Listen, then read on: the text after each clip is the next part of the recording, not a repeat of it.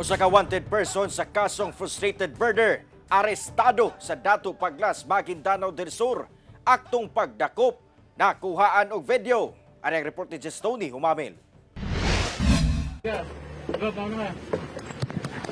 Paspas nga milihok ang mga personahe sa CIDG Bar atol sa ilang operasyon sa usa ka public market sa poblasyon Dato Paglas sa Maguindanao del Sur pasado las 4 sa hapon niadtong Miyerkules.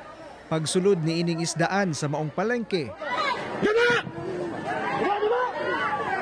Gilayong giaresto ang target sa operasyon. Sumala sa CIDG Bar, dunay kasong frustrated murder ang target sa operasyon nga si alias Adan. Atol sa pag-aresto kaniya, nakuha sab sa iyang posesyon ang usa ka caliber .45 nga pistola nga dunay mga buhing bala. Kasuhan sab kini og illegal possession of firearms.